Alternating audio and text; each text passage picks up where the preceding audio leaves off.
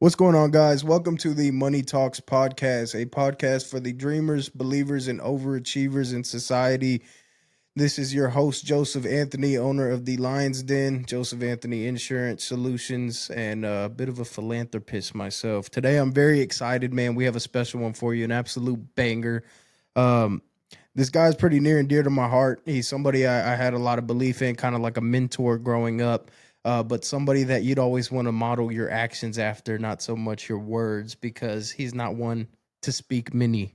Today, this man's a family man. He's a businessman. He's an entrepreneur and a UFC fighter. Just so happens to be one of the best in the world and a future Hall of Famer, in my opinion, man. Today's guest is the one and only Alex, the Great Ape Hernandez. What's going on, brother? Oh, good to see you, man. What's up, homie? Is this pretty good space on the mic as far as How we looking? Good, bro. So I'm getting new to the introduction thing, man. Like, it's really been like a shoot the shit platform for me, bro. Yeah, but I'm yeah. I'll trying tell to you what, tidy though, it man. up. It's a craft in itself to drop a good intro, and Bro. you got it. Yeah, you got some good intro game there. if That'll I've ever work, heard brother. you. My man. You know, as people start, you do bigger handshakes. Like, we call them $100 handshakes, and more people start throwing money at you. You're like, get pressured to button your shirt up. So I'm like, fuck, man, I got to keep it real, but I got to also button it up at the same time, you know? Yeah, no, for sure. And give another few years in the game, and then you'll go buttonless pretty soon too. 100%. Hey, I'm trying to graduate, bro. to the flat I'm trying T. to That's graduate right, to that's the right. flat T, bro. That's right. Oh man, real money's quiet, I guess. So, bro, you're fresh off of a W against what I would consider to be a human zombie, bro. Kurt Holloway, bro, like an absolute stud. Man, yeah, that's Congratulations, Thank bro. you, bro. Yeah, that's a great way of saying it, dude. He does. He's a dog, and he definitely grows as like the intensity grows. Like as the fight builds and the pressure mounts, he gets doggier. And so yeah, it's a good. Used to be kind of the kryptonite of mine, those real dogs, and now I'm definitely in the pen with them, meeting them head to head, and finding ways uh, to still let some skills shine through, and try to divert from just straight dog fighting to getting back to clean MMA and finding ways to win. So last couple guys, Hubbard a lot like that too, and so we got a nice little roll going right now. Going to try to technically 3 at 55 right now, and try to get the next one rolling in here in the summertime. Just doing a little body rehab and a little R&R here in Texas. So back home. So. How's it feel to be home? Do you always? So typically, you usually come home after your fights, right? Yeah. Try to spend before and after time. Do a lot of the camp. I'll mix it because obviously start here with Jason Yarrington, and that's how obviously families came together. It's kinfolk. So try to either be down here with him or he comes out a little bit, but then definitely after the fight's over, the dust settles, come back to San Antonio and like hang out, get in the city, mingle with everybody. Grew up here, so have from you to like connections everywhere, and everybody's kind of building and doing their own things too. So I try to show love at all the local spots, and guys that are building businesses like yourself, right? And just get time with the family and friends. Just good for the soul, and recharge a little bit. Yeah, exactly. Just recharge, and perfect time of the year right now. It's not too hot yet, and so I've been missing the sunlight. Coming from Colorado, it's been all right, but it's nice to get back to that Texas heat sometimes. Bro, I was up there January. And 8 degrees, bro. Yeah. 8 degrees, it's bro. Nippy. It gets nippy out there, brother. Yeah, it gets nippy out there. My nipples could cut a diamond at that point, bro. It gets tough out there, dude. But it was cold. But that weekend you were out there too. Those were cold nights. But man, it's like I said, it's good. It's good to be here, especially before.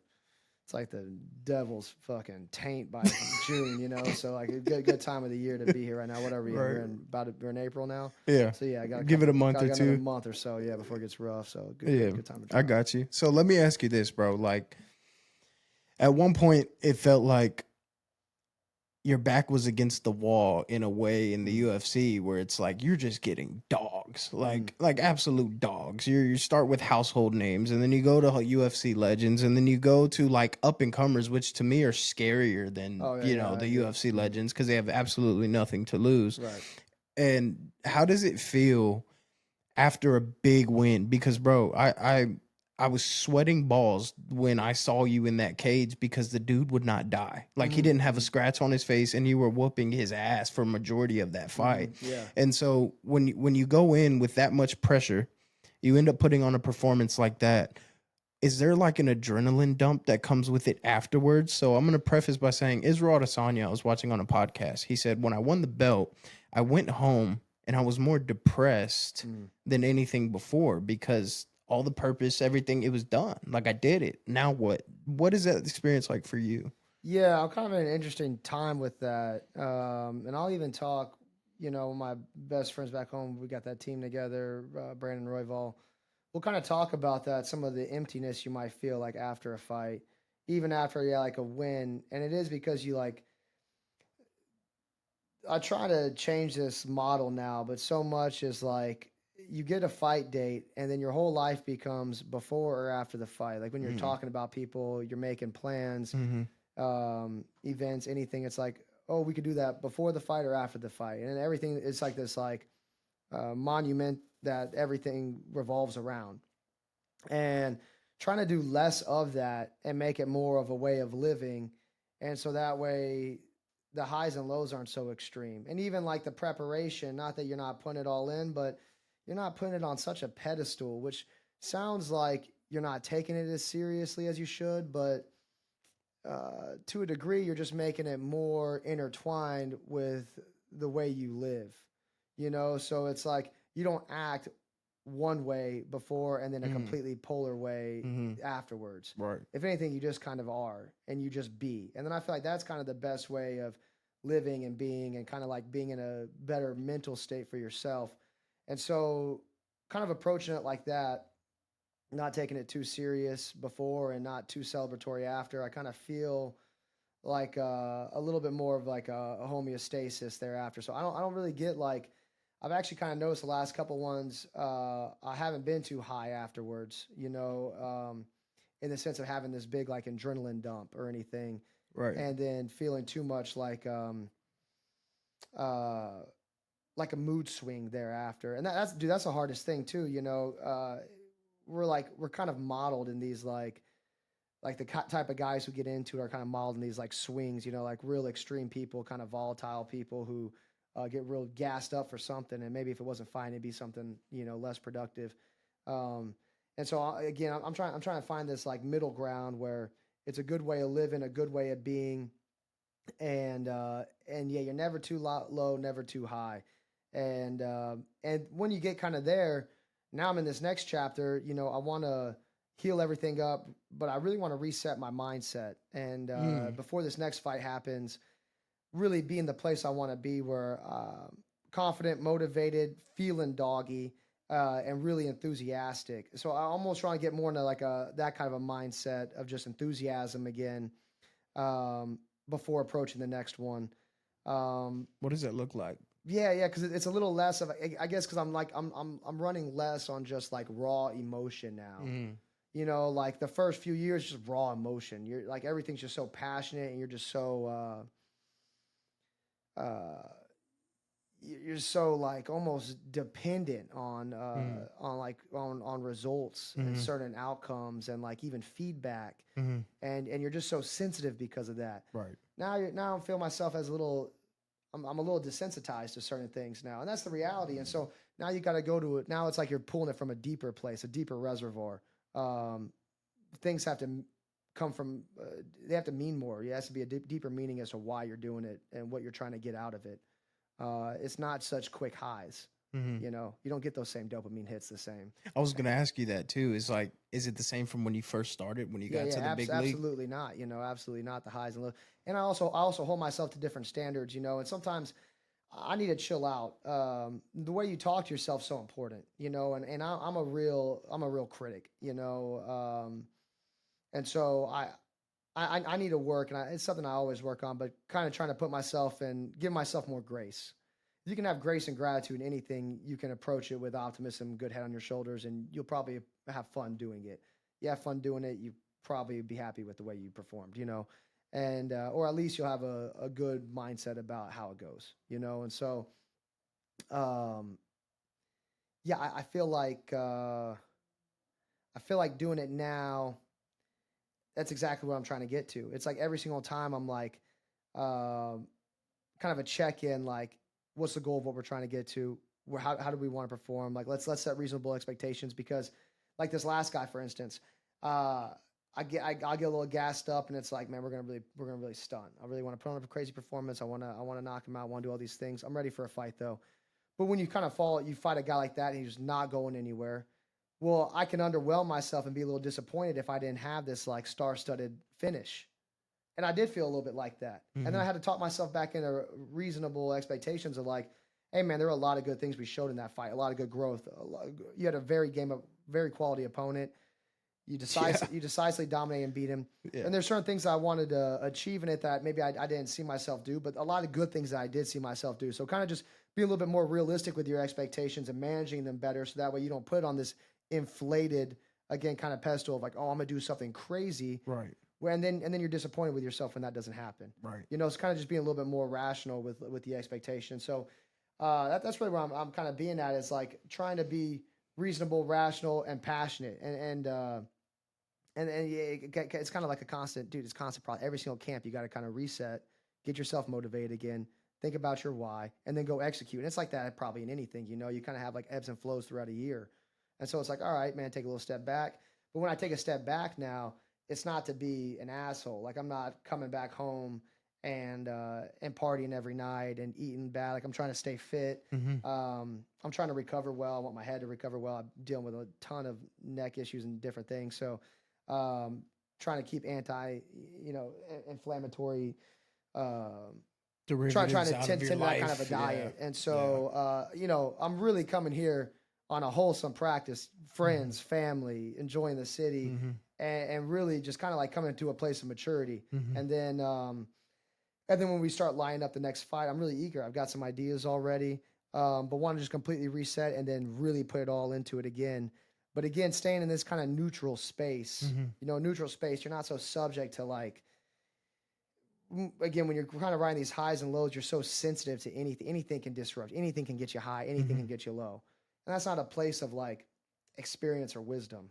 You can't be so sensitive to the outside. So the feeling of winning or losing stays the same. Your mentality has changed over time to learn how to deal with that, and not be so harsh on yourself, right, and not be so attached to the yeah, outcome. and making peace with either outcome. You're going in there with the idea that you can surrender the outcome because you've done everything you need to do for that moment, and so you can swing true, like a samurai with a sword. It's like, I'm gonna fully commit this blade, and if it goes my way, great, and if it doesn't, I understand that I have put all things in my control to my control, and that which I can't, I let go. Right. And so that kind of idea of surrendering the outcome, making peace with your best effort, and knowing you did that. If you know you did that, then you can be at peace. So Right. yeah, It's crazy because, as people should, you guys are on a different level in terms of what success looks like. You've made it to beyond the 0.01% in your business, which is the fight game, right? And it's violence. And so for people to just make it there, and bro, you're a veteran now. Like, do you think about that? Like, yeah, bro. yeah. No, we're really out here, and yeah, definitely. Just even like from the city standpoint, yeah, we're holding it down. Right. Yeah, definitely holding it down, doing it, and that's a cool thing. And sometimes it is important to kind of stop and smell the roses. I do a bad job of that sometimes. So I try to stop, smell the flowers, appreciate it, take it in. And then like, and it's just kind of like, how do you do that? Again, kind of like, how can you do that in like a productive way where like you really do it, like you do it deeply and meaningfully, Right. and then that can kind of fuel you into the next thing, and really keep going. And yeah, man, I definitely do it. It's good having conversations like this because it reminds you, to be kind of grateful for where you're at, know, and what you're doing, And we got a lot of life to it too, man. Just turned 32, so I feel like I'm in like a really good prime spot.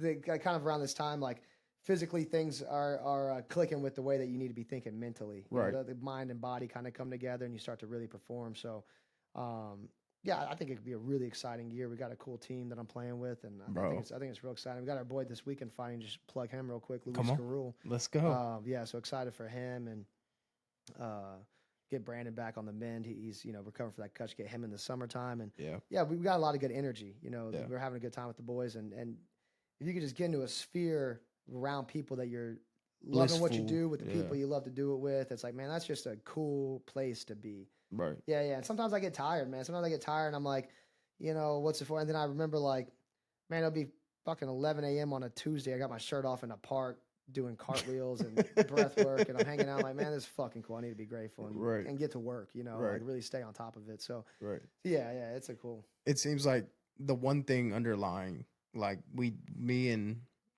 my guy Mario, whose office we're in right now, we're actually in business together. We do group insurance. So between 1 and 50 people and 50 and 3,000, big companies, Cool. corporations. And so we're meeting different people now, right? And then the whining and dining is a little different than when we just do regular insurance, you know, for your typical average Yeah. Joe. And what I'm learning is that the commonality between all of these people is that one, they need to change their oil every once in a while. And so like not that the goals change necessarily, but like they have to somehow, for people it's sitting on a beach, for people it's reading a book, for some people it's going in the mountains, but like spiritually recalibrate Reset. Yeah. themselves. And so the mission is the same, but now they can attack it with the same energy and purpose that when they You started. started, yeah. And so you feel like that's always been like hugely important to you. Yeah, 1,000%, man. That's really what it is. It's like trying to keep that youthful exuberance alive, and like Mm, the only way to do that is to feel like you're growing and learning. That's the only way that I've been able to find like enthusiasm. Because like anything else, you know, I've been doing this for like 20 years, and so it's like anything that you do for a while, yeah, the flame, you know, starts to dim and sometimes flicker, and you're mm-hmm, like, man, do I want to stay in this room? And like the only way you bring it back is kind of like maybe get that recalibration, and then like getting into a room that for one you're excited to be a part of, but you feel like you're growing and learning in. mm, And if it's the stagnation that kills people, you feel like you're putting up the same numbers routinely. You're kind of like on the you hit a plateau in your growth, you mm-hmm, know. And if you feel like you can recharge that, or even just be in an exciting pool where you pulled in some new information, you can mm-hmm. apply it, you see yourself go up a little bit. Man, that gets that youthful enthusiasm back, you Right. know. And if you can get that, man, you stay young in the game forever, Right. you know. And that's really what it's about, you know. Trying to sometimes it's bringing in some young blood who've got those big eyes and they're Mm-hmm. excited about, you know, what they're looking at in the world around them. Okay. Pull on some of that around you, you know. Sometimes it's going in with some old heads and pulling in some senior knowledge and experience, and that gets you excited. But Mm-hmm. so yeah, sometimes it's not even just recalibrating. Well,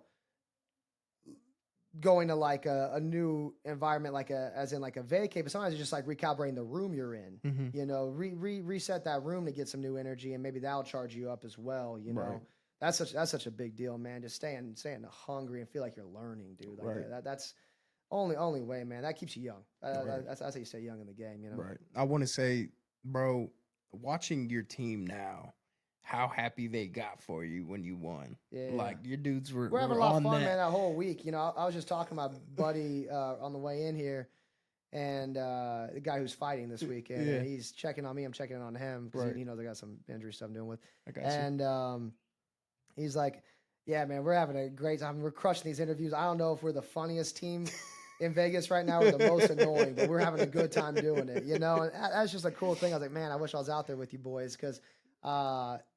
There's Yeah, nothing man. like it. And yeah, and you shape your perspective. So that's a beautiful perspective to be having. And man, that kind of energy flows into a great performance at the end of the week. Right. You know what I mean? You really want that good energy, just like everything's going your way, it's on your side. You can't miss. Yeah. You know, and everything you guys are walking through, even if it's not true, somebody in the another good omen, another good omen. You know what I mean? Yeah. It's just you're creating this Right. narrative Right. of like uh gratitude and excellence, Right. and you're creating it. And it's all perspective, man. Life's all perspective. So if you can start to shape that perspective, you're feeling it, it's exuding out of you, man. You're gonna shine, you know. Yeah. I was talking to one of my business partners the other day. So, real quick, I started with an agency, basically like a corporate structure Yeah. in insurance, and I started crushing it, dude. And they promised me all these things. The golden handcuffs came out. And but everybody around me was like, I was like, "Yo, are y'all excited?" And they're all kind of like, "Yeah, fuck you though, because like we're not killing it right now." Mm. And so I was like, "Yo, let's get this morale up." I even Right. brought you on to talk to the team, and everybody was just kind of like, "Eh." And I'm like, "Fuck, I don't like coming to work like that." And so I dove into. They offered me a brand new contract with incentives and bonuses, and I was like, "Oh, it's red penny night at the house, right?" But Mm-hmm. then the choice was to accept that and stay there forever, or really take a leap of faith, turn that down, and go start my own thing. Mm-hmm. And it was the scariest feeling in the world. And now I own my own brokerage, which is like the name that was on the building.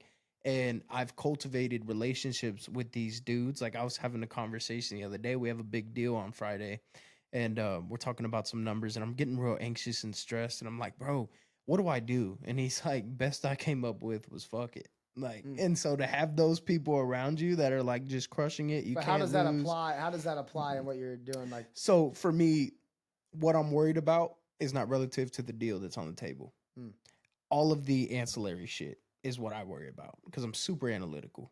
And I'm like, but if this doesn't line up, then what happens here? And how does that affect our trajectory 6 months from now? mm-hmm. And like, we have other people's families involved. And he's like, bro, like, but does it make sense? Yeah. So then the best I came up with was like, fuck it. Like Yeah. we'll get there when we get there. And Mm.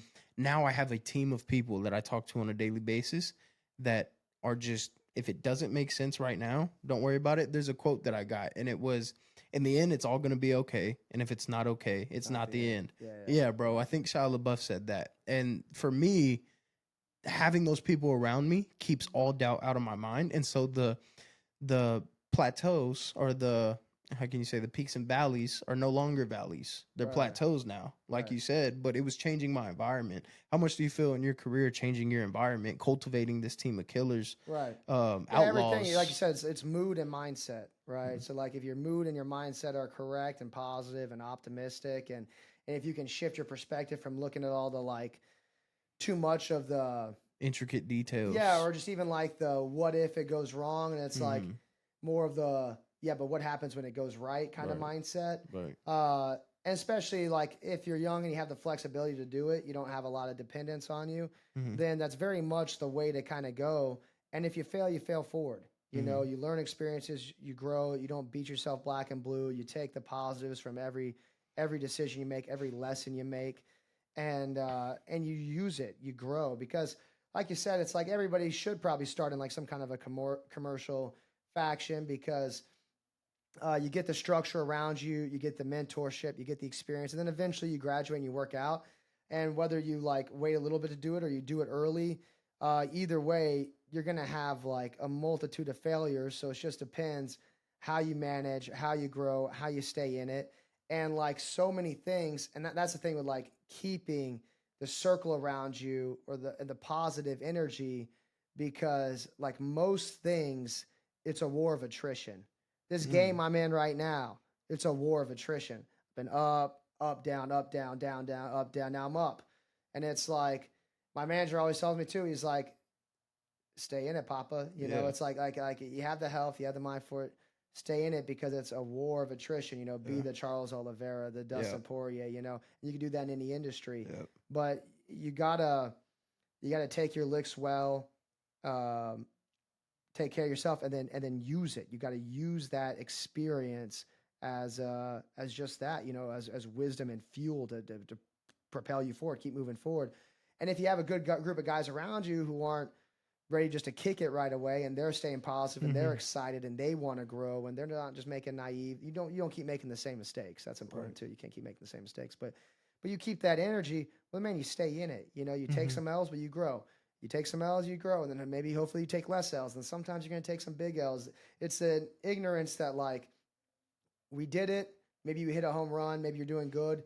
It's going to be all sunshine and pastures from here. Yeah. Now I'll never lose again. Yeah. And everyone's an economist when the economy's booming. You know what I mean? And it's like, right. And then whenever it's not, it's like, oh fuck, I don't know anything about anything actually. I've just been riding a fucking natural world high. Right. And it turns out, yeah, I was just on the roller coaster. I wasn't dictating anything. Now I'm riding it down, you know? And so it's not being naive to think that you won't ever have a low again, because you will. You know, it's just how you manage it, how you weather that storm, and then how you shift your team's perspective and your own perspective to grow and come out of it. You know, and hopefully next time you're better prepared to maybe either divert from it, or brace just for impact. or just maybe assuage, maybe it's less lot next time, and you did a better job of mitigating the fallouts. But yeah, dude, like I said, it is so much just a game of attrition, and how well you can keep an optimistic attitude through it all, you know, and stay in the game. That's huge, bro. Keep yourself alive in the game, because a lot of people fall out. Did you ever have to train your subconscious to think the way you do? Oh, it's a constant thing. You never, and then even like this, it's not like I just master it. People believe that. Yeah, Yeah, you're yeah, just like that though. yeah. No, 1,000%. Everyone's got all the same fears, insecurities, doubts, tickles of emotion. It's just to what degree every person deals with it, and then people deal with it to different severities at different times of their life. And again, it's the naivety to think that like, oh, that's just something you do. I don't deal with that. Right. It's like, no, you're just young and you haven't experienced that yet. Right. Or maybe you've been fortunate enough to not have to deal with that yet. Right. But it comes for everybody. Right. Anxiety, Even the great, depression, yeah, all these things come for everybody. They yeah, come for everybody. It's just a matter of like when it hits you, how you manage it, how you get through it. Can you have the discipline to keep yourself in order enough to do certain practices to take care of yourself? Can you have the awareness to see what's there, watch yourself, and then can you have the discipline to make the changes based on what you can see in yourself, and if you can do that, yeah, you can get through it. But man, everybody deals. It's a human psychology. We're all the same, man. Everything that I gone through and everything, like you're gonna have it in you, the highs and the lows. We all have it in each other. The ability to like have the empathy with each other is, what can make you a good leader or a good mentor, counsel, for others. But right.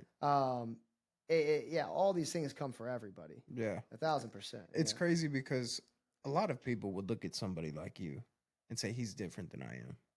Right. And what I felt like has held a lot. I've seen so many people in my business that could absolutely fucking kill it, but they just have their lid is so low that they're like, I just probably not though, Yeah, right? yeah. Here's the difference. The difference is awareness. Again, the number one thing is the awareness. Seeing yourself, knowing yourself. And I'm not saying it happens all at once, but just seeing, knowing what you sound like, what you look like, and even how you feel. That's triggering that. It takes some time, but having the awareness of yourself, and then accountability comes with that. Mm, Can you hold yourself accountable for the way that you're feeling, the things you're saying, the things you're doing, mm, and then can you have the discipline to enact a routine to change or strengthen that right. yourself and better yourself, Right. and then and it's not like it's always, you're not going to keep it a buck all the time. Give yourself some grace. Maybe you need a complete fallout for a week where you're just a Right. fucking bum. Yeah. In the sense of my morning routine's kind of gone bad. I'm overindulging in certain things. Maybe I'm overindulging in my phone. Maybe I'm overindulging in the TV. Maybe I'm overindulging in meals, drink, whatever it is. Okay, there's grace periods of indulgence because sometimes I just need a full reset. For me, sometimes I got to hit a little bit of a low and then I'm like, okay, I feel nasty. I got to clean up. That makes sense. But awareness, accountability, and then just the responsibility or discipline to hold yourself to a routine, and do the things that need to be done so that way you can get yourself out or just in a good headspace of productivity and growth and where you like yourself. Right. You know what I mean? For me, that I flew to Denver last year to do an interview when I started was the pinnacle of my success before the lows came.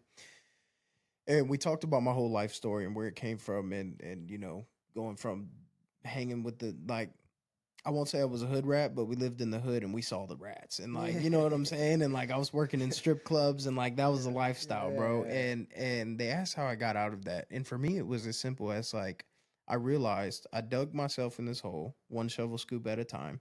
And the only way I'm gonna get out is one shovel scoop at a time. Yes. And so for you, I feel like the way you maintain so well is not looking at everything as such a big deal and like focusing on the micro, right? Yeah, there's a like, great quote. I think it's from Gary Vee. That's be hasty in the micro and patient in the macro.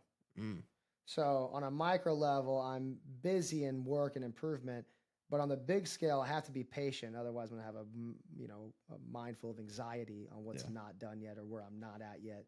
But I stay busy in the micro and patient in the macro. aggressive patience. That's like my whole thing this year Patience, sure. is like, that's what it's beautiful. called. And But even like what you said about the whole strip and moving out, it started with awareness. right. You had awareness of this is what I look like, this is where I'm at. Yeah.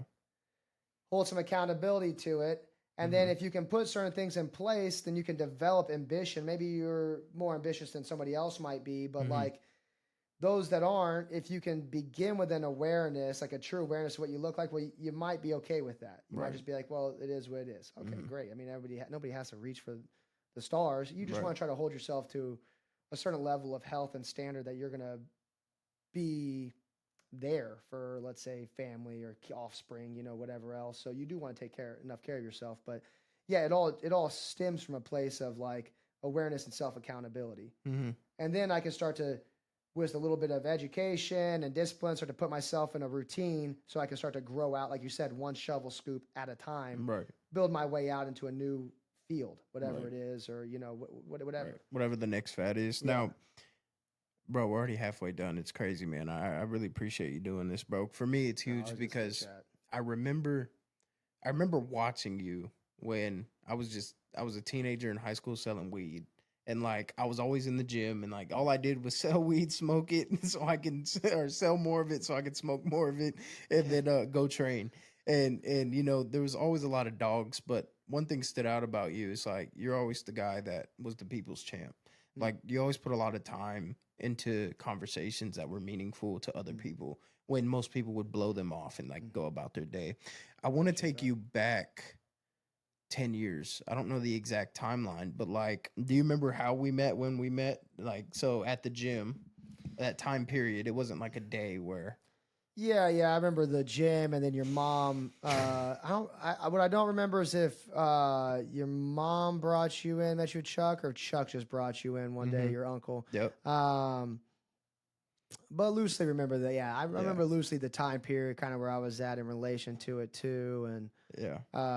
I remember those first months for sure. I mean, to the day, I don't know, Yeah. maybe. Me Yeah. either. I don't remember the day, but I remember it was a trickle effect. My uncle brought me in at like 13, 12, 13 years old. You were like 17 Yeah, at a yeah. purple belt. Um, and I was like, damn, I want to be like this dude. And so, sure enough, our relationship had evolved over the time where, you know, consistency. Shout out to my uncle, by the way. Yeah. Just giving me like, I wouldn't be where I am today without him throwing me in that academy, you know, Right, being for around sure. people like you. So, shout Yeah, out to shout out you, to Chuck uncle. for sure. Yeah. And now my cousin's gonna be the next phenom, man. But really, like that discipline instilled a lot in me. But I remember as I grew into high school and I'm about to graduate early, and I'm like not on the best path as most people, but more ambitious than most people, right? Mhm. Like I want to do Just don't know how to place a it. lot. Yeah, I didn't know how to place it, but then I saw you and you invited me in like a little brother. You were like, "Listen, bro, you got a good head on your shoulders. You're hanging around." I remember you used to say this. You're like, "You're hanging around with a bunch of fucktards. Like, they're not gonna take you anywhere. But like, if you want to come kick it with me, I got you." And so what I started doing was I would go to your apartment in New Braunfels and we would hang out and I'd watch you go jump in the river. You'd invite me to go jump in the river at like Yeah. 6 a.m., bro, and it's ice cold or whatever it is, Right. bro. And then you're swimming, and then you're like, yo, you can just kick it with me for the day. And so I watched you. I didn't know what business you were in, but you were already after it at 6 o'clock. You were going straight to the gym. This was right before you got in the UFC. From the gym, you're like taking phone calls and meetings, and you're getting your car detailed outside. Everything's like time efficient and Yeah, to the yeah. T. And then you're leaving, and you're going to get a bite, and then you're going to get all your shit done. But so more efficient than I've ever seen a human operate before. And like it was normal to you. And then you do it again at nighttime, go home, go to sleep, and then that was it. And so I got to watch what success, how it was built before it was built to me, because I don't know exactly where you were in your business journey, but I want you to talk about 10 years ago when I was a wee lad and you were on your way to the top. What did your life look like? What business were you in? What all of it, if you can dive in. Yeah. No. So I started out. I've been fighting. Started wrestling 13, and I've just been in martial arts ever since then. Mm. And so coming up on nearly 20 years here pretty Damn. soon, and ended up not getting into where I wanted to college, and so was at UTSA, did the finance thing, and then just from a couple calls and connections and stuff, found my way into the mortgage business, Mm. and so that's around where I was at that time, and like the average LO, the loan officer, mortgage originator guy, was like in his 50s. So I was like the only kid in his 20s trying to do that. And I started out as a front desk receptionist lady. Took her spot, and and then I was doing so I was doing that out of college From the making, bottom, bro. Yeah. Making I don't think I need a degree for that. Okay. And then I was doing I was an assistant, like processor, the people who like kind of help people in the back who are working the loans, making sure they're good. Kind of did a little processing, and then I was an assistant loan originator, and that was a lot of fun, just kind of being able to shadow them and be their buddies, and then eventually made into the origination myself. and I was fighting at the same time, and then decided I was done fighting because I just I hate all the anxiety around it. I was like, man, I'm getting away with some wins here and doing well, but I don't actually feel like I'm performing up to the way that I want to, and I don't know if it's for me. I just don't feel like I'm impressing myself or really enjoying the process at all. Like cutting weight sucks. I'm so terrified the whole fight. I hate the nerves building into it. I fucking hate it. Right. And A so UFC fighter yeah, hated I fighting. was like, dude, I hate. I felt like GSP or something. I was like, dude, Okay. yeah, I just hate that. I just don't. I'm not really enjoying it. Even after the win. I'm just like, oh, I'm glad it's over with. Right. Right. And so I was just kind of playing this part, and that's what a lot of people do. They just kind of go through and will do it just for the appeal or the glamour of doing it, but not a lot of people are actually prepared to fight or even be a fighter or do what you need to do mentally and physically to make an actual career of it.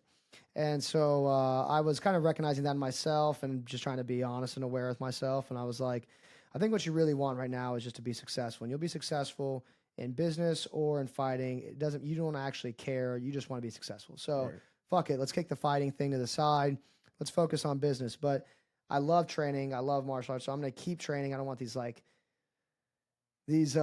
and comers to be passing me up or anything. And at the gym. So I'm still training 6 to 9 every night at Ohana. Crazy. Maybe get like a workout, a little like strength workout in the morning, go to work, hit a little 6 to 9 at night. So nothing really changed in that. I just had the freedom of not competing. Right. And so started really focusing on the mortgage deal, just hustling, playing a part, just trying to fill shoes that were too big. And faking the funk for sure, because I didn't own a house. I didn't know anything about business, banking, the process. I was just trying to speak well and not make an ass of myself. And the big thing too is I'm not overselling people. I always thought I was in the business of building relationships, and I really enjoyed that.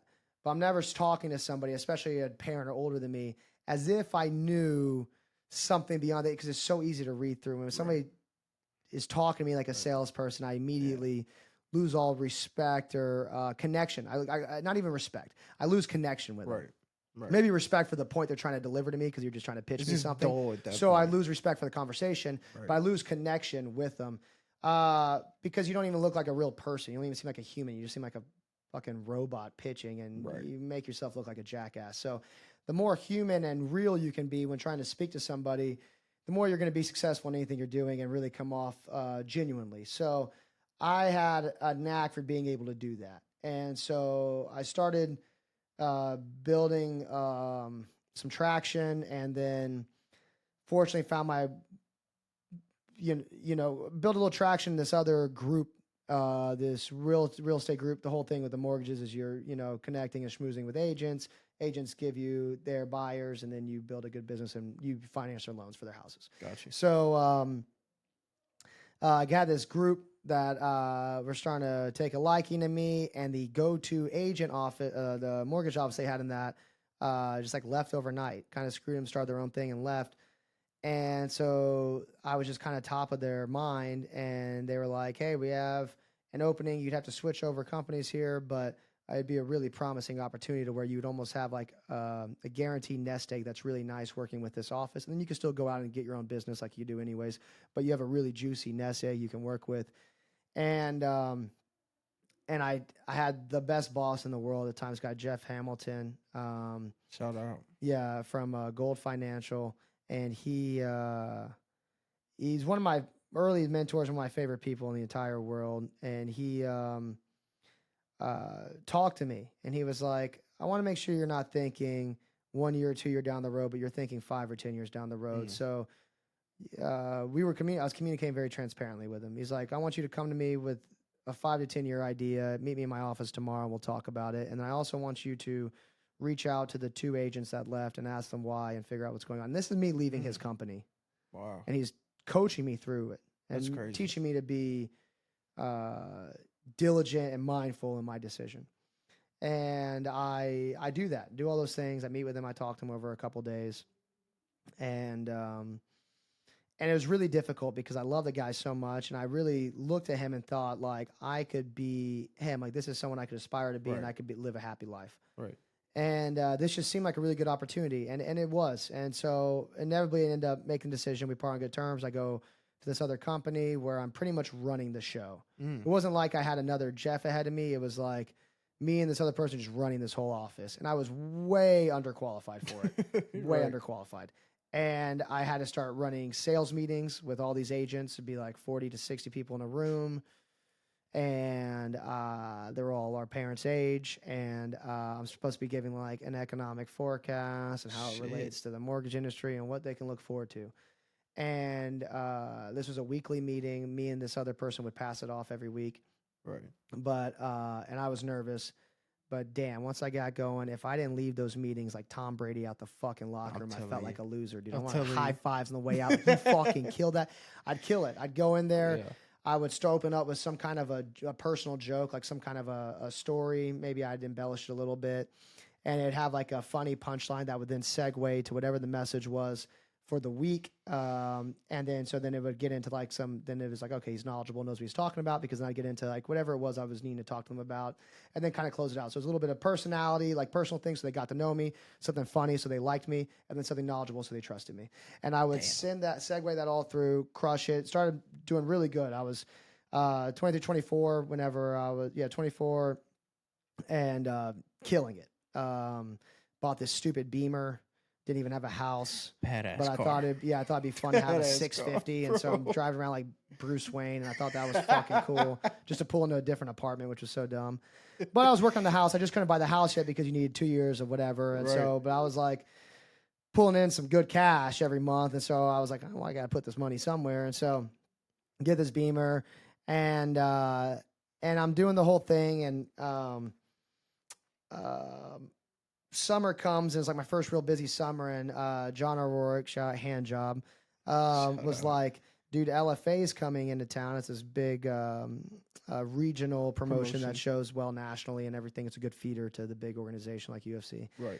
And they were in town, and they wanted me to fight this top 3 Texas kid, and it was going to be on TV, and it was in San Antonio. It was in our backyard. And John's like, dude, you just got to do it. It's, it's just it's a great opportunity. I was like, yeah, but I'm busy, and I kind of out the game. I don't really care. He goes, just do it. Get back to work afterwards. And I bitched about the whole time, and then finally he was like, dude, you're like 2-3 weeks out. Just shut up, get it done, and then just go. I was like, okay, let's do it. Right. So I lock in to do it, and we pull up. It was probably the most fun I've had walking out to a fight. It was the coolest thing ever because we just completely mobbed Cowboys Dance Hall with friends and Ohana and all the work people were there. Everyone was there.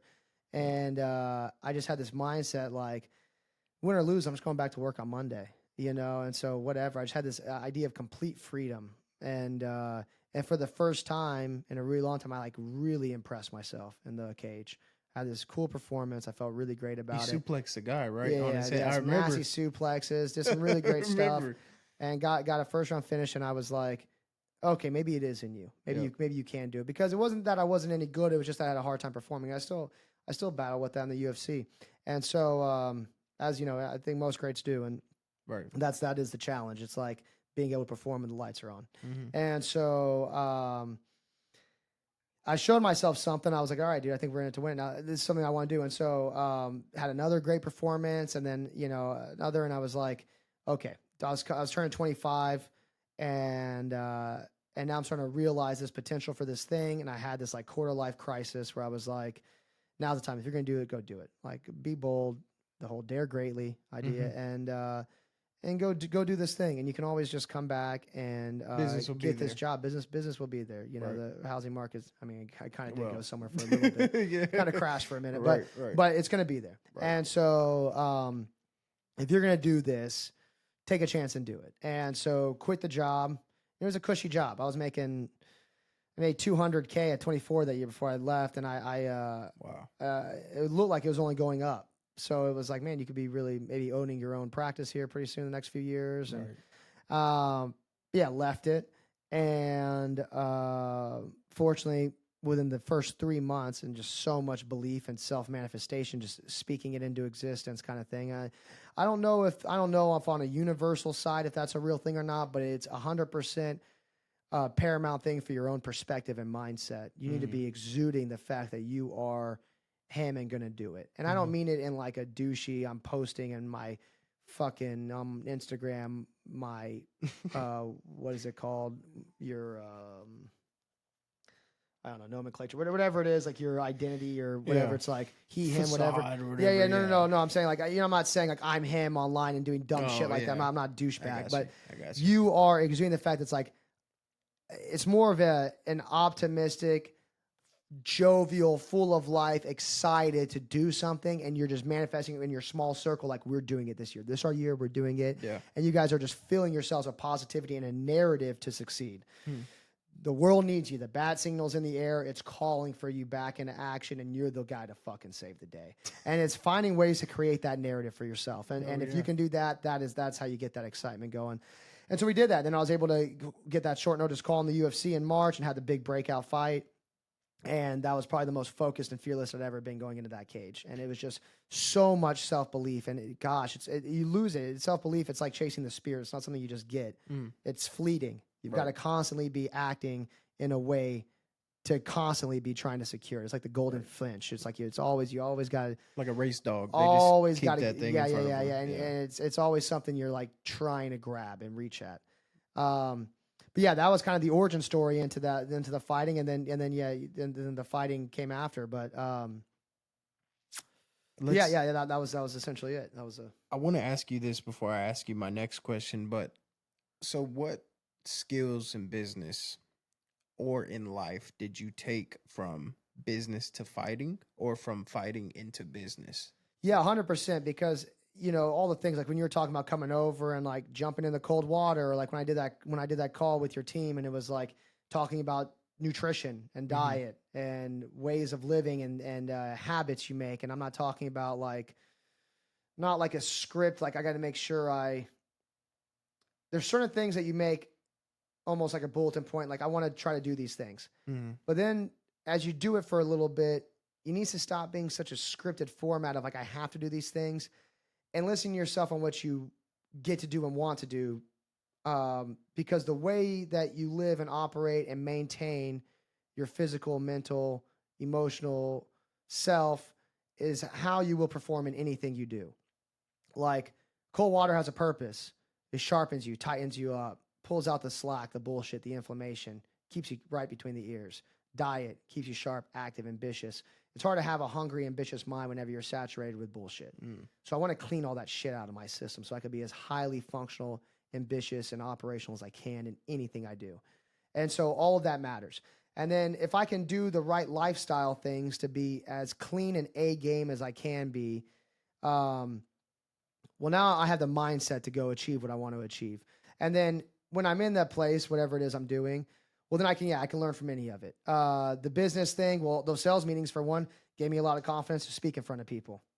Gave me a creative edge, gave me confidence to speak, let me know that I can run a room. And then so when I'm on a mic, I'm in the cage, I'm sitting next to these other big guys, I'm not insecure around it. I'm not insecure to talk to anybody. The structure of a business day, waking up, working out, then going to work for a full day, then training afterwards. Training, so when I'm in fighting, I'm training 2-3 times a day, but in between it's like I want to stay mindful and alert. I want to find a way to make training everything, just like work was everything beforehand. So looking forward to cooking the meal. When I cook, I'm thinking about how this has a purpose. When I'm cleaning, it's like I'm not lazy or tired of cleaning. It's like I'm like posture's right. I'm not leaning on anything. I'm almost like developing my scap and rotation. I'm using my left hand instead of my right. And I'm like appreciating what I'm doing because it's all for the benefit of this overall picture of like, not like a habit of like make your bed. I don't know about that, but like just an order, like kind of a sense of like order and togetherness and just like a clear head. And then like just finding like the training in anything because you have a weak side. So maybe when you're sweeping, you're building coordination with your left hand and you're like developing this like line around your scap and your labrum and everything that's underdeveloped. Weird shit like that I start thinking about. But creating a habits throughout the day that's not like the conventional fighter of like go to practice, smoke the bong, play video games for 8 hours, then maybe go hit another session. Right. It's like you're trying to be mindful and useful throughout the whole day, maybe get another session in. And if you're not training, even the downtime's mindful. Maybe you do journal and you put something good into thought, not just to reflect on later, but just to express yourself, like when you're talking to somebody and you come to a new conclusion. It's just, I learned how to use my day more effectively and to have a full day instead of like a half high, half, Right. Shit day. Three things were Right. So trying just like you're used to a professional grind, you put that into fighting and you just have a more fulfilling, it's like I'm getting more hours in my day than these other guys are and I'm training harder than they are. Because that was something I realized too whenever I came over was like, even with that full-time job, I'm already training as much as most of these guys are. Like there's an upper elite percent that are on the thing, but for the most part, I was underwhelmed with like what the competition was doing. Right. And so I would try to translate that business mindset over into fighting. That makes sense. It was almost full time for both, but you managed that without burning out by just being super intentional. 100%. Like you got gratification from the little things because you know they were benefiting you, Yeah, and not just looking at these three major things today as like this is how I win or fail. and then that's it. So now I have the luxury of just doing nothing the rest of the day. Right when you're it's done, like, oh, you're gonna be a real waste pretty soon. If I remember you told me you're like, yo, earn the rest of your day, bro. Earn the joint. Like, and now going back into business afterwards. Cake. Been doing so much crazy intense shit. Yeah. The number of miles I have in that octagon and the things you have to go through to come out on the other end, and even weathering the war of attrition, nothing else is going to hold a candle. That's why I have a friend who likes to run 100-mile races. It's disgusting. Psycho. I can't imagine. But it's just to put things into perspective. The Japanese, I can't think of the name of it, but they do. It'd be way cooler if I knew the name of it. Maybe our man could pull it up. But they do one insanely difficult thing a year. So that way, everything else in perspective is almost a luxury. Okay. And it's just like it's almost like their New Year resolution. So I'm doing like 75 hard. For me, it's a mental program, and what that was when we were hanging out in Denver. I was like, bro, you just spoke in front of this company, and you're not near like the peak shape of your life, nor feeling great about it. And so, what 75 hard is? Have you heard of it before? So Andy Frisella, this entrepreneur, started a supplement company, but he came up with a program. It's a mental program more than it is physical, but physical takes up majority of it. And so what it is it's 2 workouts a day. It's 10 pages of a book a day. It's a gallon of water a day. Stick to a diet, no cheat meals, no alcohol for 75 days. I actually only have 9 days left. And about 40 pounds down since I started, bro. Dude. But all it was is like everybody I know that I admired in our business that's killing it, does that once a year. And it's a reset. And so is that kind of like the same thing you're talking about? Yeah, something like that. I mean, this could just be like a one-day thing where it's like I'm gonna do something disgusting for that day, like a 100-mile race. Yeah, that's where you're running for over 24 hours straight. But whatever. I mean, that's great too. I think having anything to kind of like just hone you in for a moment's great, because then like when you go back to the rest of the world, things that get you worked up don't get you worked up the same. That's what I'm saying. If I leave fighting and I get into something else, whatever it is that I get into, it's just not going to be people that they get stressed up over something or they're too easily agitated or irritated. That's where the cold slaps you in the face too. The people that are most resistant to it are often the people who need it most. You know, it's you get too mad in traffic, something doesn't go your way in a business deal, or even you have some opposition in a meeting and how you respond to it. Cool and calm, because this ain't nothing compared to what, dude. Yeah. I mean, if I need to kill you, I can kill you. I'm not going to though, because it's not that big of a deal. Right. It's not that big of a deal. It's not even close to being that big of a deal. Right. It's like you're not that serious, and you're taking yourself too serious. This situation and me. Yeah. It's not that serious. Our life does not depend on this. Chill out, dude. Right. Calm. It's not that big of a deal. Things are going crazy, mayhem. It's like I've been in really deep storms. This storm, we can weather this. And so it just puts things into perspective for you, because the layman isn't used to really, really, really extraordinary adversity or a trying thing. And so the more that you can find that in yourself, that's why my friend's such a sicko, because he doesn't have to do the 100 miles. He's just choosing to. It's like, that is such an extraordinary depth that you have to reach in yourself to get that done, that it's like, other things in perspective are just silly.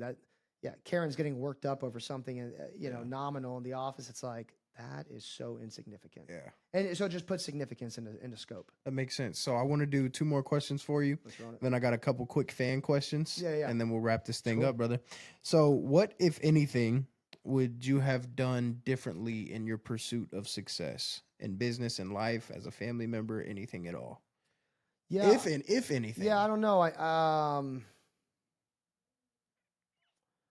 Um, I would have done different approaches in the fighting for sure. You know, as a man, like growing up, and I said like at first I just wanted to be successful. Now I understand that that's not like the root of everything, and that's gonna leave you naive and Gotcha. maybe empty depending on how deep it goes. But um, later on, it was like, and this is off, but the passage in me was like, I just want to be successful, and then it was like, I just want freedom. Mm. Actually, what all I want, because maybe that's what success equals is freedom. Right.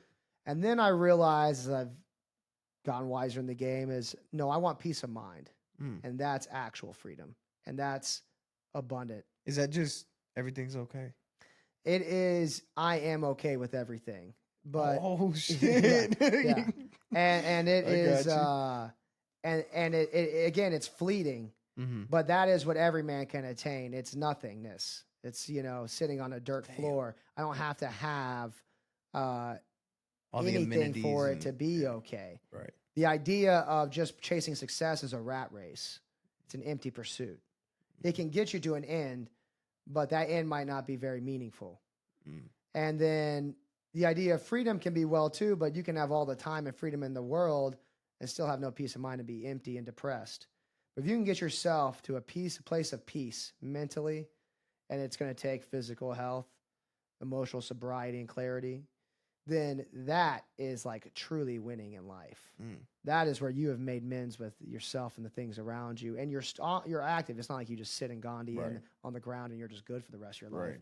It's a way of living and thinking and active work all the time. It's like a fluid state. It's an active work, yeah. But yeah, it is fluidity if you can get there and stay there, and that is like really what everyone should be in pursuit. But how you get there is that's a challenge, and that's a whole nother conversation. But That's crazy. but yeah, in the sense of like what I would do things different in there. I mean, I would have taken more time in choosing who I surround myself with, being a little more diligent and like picking the rooms I settle in, like whether it be a team or what it is. I would, definitely try to take in as much knowledge before settling anywhere. Like try to get as much information as you can gather. Mm-hmm. Surround yourself by like really high level and high performing experienced people, because you don't know what you don't know. And sometimes what you don't know can kill you. I would definitely I would be less hard on myself. I would be more grateful and appreciate the wins because they're hard to come by. There's been times where I've beaten myself up for good things that I didn't realize how good they were in the moment because I was not grateful enough or too critical. Mm.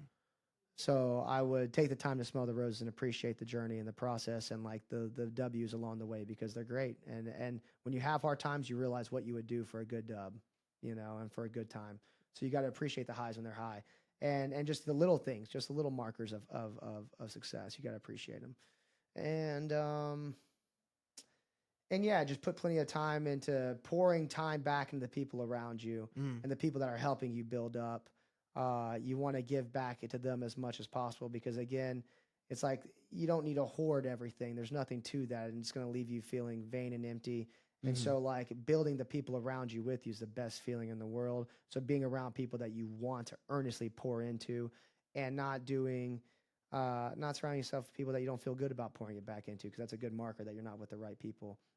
There's an idea that people get into dangerous slopes whenever they're just kind of uncomfortable, or just I'm not uncomfortable, but just kind of unsatisfied with the circumstances they're in, because then you find yourself in a perpetual muck of just like, yeah, it's not that good, but if it were worse, I would do something about it. And then you end up staying in this place of just, again, just kind of this like negative plateau of where you're just going through the motions and getting by.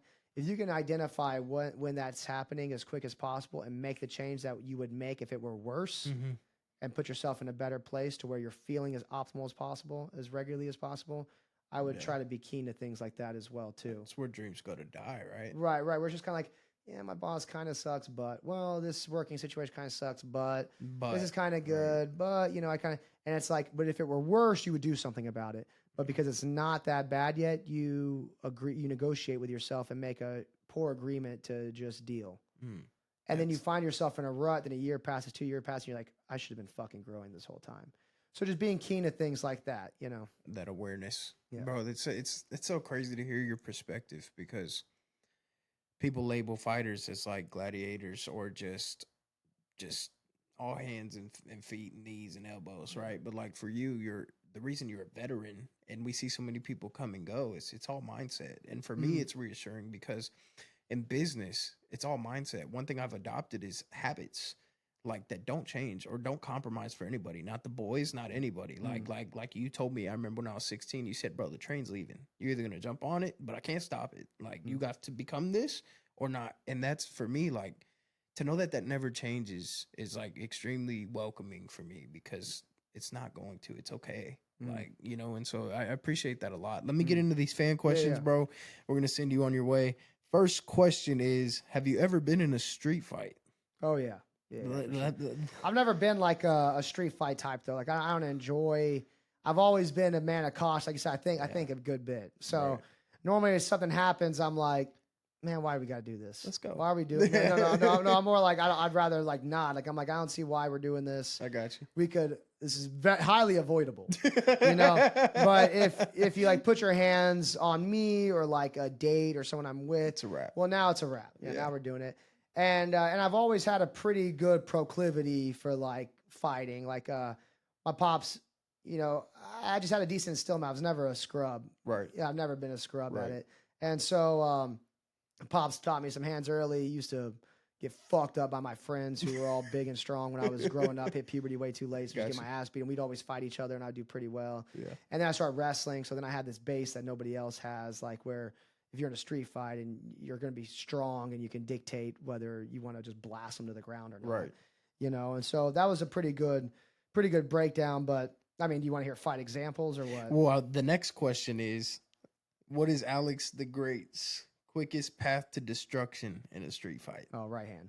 Right hand? Smoke a right hand right down the middle. Yeah. So are we giving him like, so my thing is like what I teach my son is like, there's not a put your hands on me and then we fight. It's like there's a look in a man's eyes. Well, I mean, there's certain things like I was actually just having this conversation with this stupid kid. Maybe it wasn't just recently, it was maybe a year ago. So it just comes to my mind because he's in this club and the guy's like, it kind of got a little physical. And it's like, all right, let's step outside. And when he turns to step outside, he gets swung on. So like it's almost kind of like you're already in this place of altercation. Right. It's a street, so you can't. There's no ref or judging or morals. Right. There's no morale. It's just like go time. And so I do think if you're within shooting range, you got to shoot. Meaning like if I'm in arm's reach, we're fighting. I'm not going to stand in front of somebody talking a bunch of trash. There's no shoving back and forth. Yeah. I'm like if we're in arm's reach, I'm on my guard and I'm ready to swing. Yeah. And nowadays, like I wouldn't ever be the first. I'd let somebody swing at me first. So that way the tapes got it, visuals got it, and then I'll defend myself. There's a lot of money involved. Yeah, and I'll defend myself truly. Right. But it's like I'm never gonna be the first to act. But I recommend the street. Be on your guard. Don't be in arm's range with somebody yapping your jaws. Like you're in shooting range now, so you better be ready to go. And the only times I have gotten to fights like that. Like the last ones I can recall were like, I remember being in spring break, like Padre. Okay. This dude banging on our door over some girl BS or something. I'm like, dude, go away. Right. Go away. Kicks the door. I bang on the door. I open the door. I'm like, man, y'all fuck off. It was two of them. One guy fucks off. The other one's staying there. I'm trying to close the door. He keeps banging it open. And I'm like, okay. Like we're fighting. So then, I mean, like there's nothing else. You won't let me go away. I'm trying to go away. And I'm with this guy I don't really know very well. And I'm like, I don't think he's going to do anything. Okay, it's just going to be me. Right. But now it's one-on-one where it was one-on-two a second ago. I step out, and the second I stood out, again, it was a decision right there because it was like, he's already hostile, he's already violent. If I'm going to step out of my room, it's not to shove him or talk shit. I'm just going to hit him. Right. So that's what I did. We step out, he takes a step back, and I just smoke him. He flies across the hall, and I jump on him and just start swinging on him. Like, we're fighting. Right. And then that was actually one of the most fun fights ever because he like kind of crowd starts crying and coming around. He starts kind of like trying to squirm and crawl away. I let him crawl away, and he's like yelling shit. And I'm like, oh, they're gonna be back. Sure enough, him and like a squad, these like 5'5" dudes come up, and they're like, "Are you the fucking guy?" And I was like, "Yeah." And then one of my buddies is drunk. I mean, everyone's fucked up, right? Spring break, and we're in college. And one of my buddies is further down the hall, and he's like, he sees this little brigade walking by, and he points down and he's like, "Hey, fuck you!" So they start swinging on him, and then, dude, it was like that scene from Immortals when they're in the hallway and they clash in the war scene. Yeah. It's like these guys charging, and then me, like dudes I hadn't seen in like it's felt like 24 hours coming out of the woodwork. I'm like, The like boys. brothers in arms, Yeah. like, oh, there you are. I haven't seen you all day. There you are, like they're like falcons flying in, and we're just storming this La Quinta Hall, and we're just like we're about me in the middle. And he did, dude. I think like one guy left the ground to do like this double leg jump kick. One guy, like he's a wrestler, but he just spears a guy. I'm just coming in like flying knees and swinging. It was epic. Nobody got hurt. It was just fun. Like it was just fucking awesome. And then the one poor bastard that's getting hauled off in handcuffs is my friend who didn't start it, who was just in the hallway, who said, "Hey, fuck you," to the group of guys charging at me, and gets smoked by everybody. And he's the guy getting pulled off by handcuffs. He's like, "Hey, fuck you, pigs. I'm fucking innocent." And so he's getting pulled in. We end up getting him out of trouble too because they look at the tape and they see he got hit first. He didn't even do anything. And so that was just a really fun, harmless La Quinta hallway spring break fight. And we mobbed it. That was an awesome time. That was probably, when I think of a good street fight, that was the most fun, harmless one. Holy shit, bro. Maybe just some black eyes, but no one's hurt, Bro, I'm gonna go to sleep laughing my ass off tonight. Because sometimes, like, everybody has that memory if you operate like we do, where like the boys were boys. You know what I'm saying? Like I remember pulling up in high school. This older upperclassman said he was gonna fight me. And so I asked like all of the football players to come with me, and all of them were like, "Nah." And so one dude was like, "Yeah, I got you, bro." So he walked up with me, and all those football players were like friends with that dude, and they were waiting at the park. Oh shit, bro. So I run up on this dude. Like, there's a people with their tailgates down. Like, it's a big deal. They're hanging out, yeah, bro. Yeah, and so I run up on him, and I try to flying like jump kick his ass, and I missed, bro. I missed. Yeah, your body tells you to do it, but it's not the right intro. yeah, it's like something in your It soul that wasn't wants the to move, fly. bro. Yeah, but then I hear one dude go like, "Yeah, fuck him up," and so I ended up sweeping the dude down, and I beat him up pretty bad. But like, to me, you couldn't tell me that I missed that kick, bro. I was out of the air. Yeah, you were John Cena, bro. That's yeah. awesome. All right, two more for you, bro, and we'll wrap it up. These are a little more serious, but not too. And I think I know these people. They're on a business journey right now, and they come from a really sincere place. Have you ever had to sacrifice a relationship with a woman for the betterment of your career? No.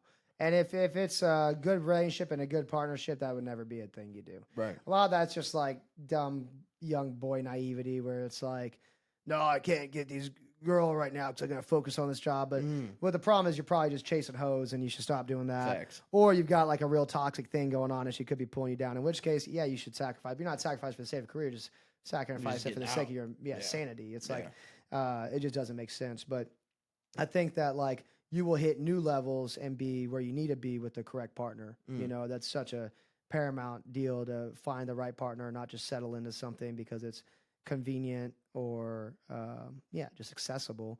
It's important to find the right thing, and if it's the right thing, it will always, and it's not just a self-serving like it's the right thing because she just backs me 100 and I just live in my own world. It's you guys, it's synergistic. You guys help each other and support each other. She gives you real advice, good advice, knows the right things to say, and doesn't just fluff you up, and you're equally excited and able and willing to give her the same amount of energy, in conversation and physical support, like being there to events or whatever it is. But it's you guys want to ideally, and that's why you realize as you like get older, it's like you're so used to the you show as a young man. You're trying to be ambitious and capitalistic, and it's the you show. And so you want someone hot who will support you and like support with you, like not support you financially, but support you in your dream. Right. And then what you need to realize is you want someone hot, but you want somebody sound and smart and gets it at a deeper level to where they're giving sound advice and meets you when you're insecure, you're scared, you're worried, you're doubtful. They can help sober you up and clean up your headspace and get you where you want to be. And that's real partnership. And then you, again, inversely can do it too. And then it's not about the you show, it's the we show. How do you guys grow and build an empire together, and what can you do together? And I'm not saying you just do that out the rip. That takes a lot of time. And you do need to focus on you and be there for her, and you guys slowly develop into something. But ideally, with like marriage and things like that, it's no longer the you thing. It's like, how can we be good, and how can I sacrifice for you like you sacrifice for me? But yeah, ideally, you don't need to cut relationships for career. You just cut relationships because it's not the right relationship. If that's something you feel like you're doing, it's probably not the right thing. And there's also a reality that you need to look in the mirror too, because a lot of guys, if you think like that too, a lot of times it's coming from a place where maybe you're not taking enough responsibility for the fucking knucklehead you are, and you can blame them like, oh, she's making me anxious, or oh, she's making me kind of moody and volatile. But it's like, nah, you're just that fucking person. You need to clean up your own shit before you'd be good for a relationship too. Shit that I've had my own conversations with, so I'm able to say it. Same here. It's easier to point the finger. All right, this one's near and dear to my heart, bro. I saved this one for last. Last week, my best friend, I mean, we lived together in high school, like ride or die, bro. We joined a motorcycle club together. Like we've been through the trenches, bro. Like That's crazy. he works in the oil field, and we were animals, and so as I cleaned up my life and business, he reciprocated that and has done it on his own. And so what he did was, dropped the booze a bit and really got spiritual, started reading the Bible and was focused. And last week he's doing 75 hard with me. Sick. Got the speed wobbles on his motorcycle, slammed into a pole, broke his spine, shattered his kneecap, and tore all the major ligaments in his knee. Jeez. And so a gentleman that relied on physical fitness as his vice is now in the hospital and will be trying to learn how to walk again this year with screws in his spine. And his question is, I have it right here. Sorry about that, brother. So during a time of injury, when your life may have been put on hold, how does one deal with the isolation and not having an outlet for themselves to feel mentally sane? Mm-hmm. Yeah, and I'll just start kind of talking and hope I sort of get to it, because I haven't had an injury to that severity. And injuries that I've had have always been, I'm dealing with a spine injury now, not to that severity. Yeah. And then things like shoulders, knees, the trivial things that I've always looked at as opportunities. Okay. I've always tried to turn that obstacle into an opportunity. It's an opportunity to really expand on other weaknesses you have and to really understand yourself. And in this case, he has a tremendous opportunity to reach another level of spirituality, self-understanding, and like mental fortitude and growth, and putting certain practices into place so that way he can be extraordinarily resilient and sound whenever he comes out, like in the sense of breath work practices, journalization, mindset games. I'd fucking learn a new language if I was him. I'd probably do like 3 hours of Duolingo a day or something like that, or Babbel, whatever the thing. I would do things like that to train the brain on a whole nother, because that's what he has, is he has his brain. Right. And so he needs to like really apply that, and then like also apply it to find like peace and reflection. And then really own the recovery process, because though that's greater than a greater physical impairment than I've dealt with all at once, the progress and the growth idea is still the same. So it's an opportunity. That's your new challenge. So that's like now what you're taking on is like the repair. And I believe everything can be rebuilt, repaired, and strengthened: the brain, the spine, everything.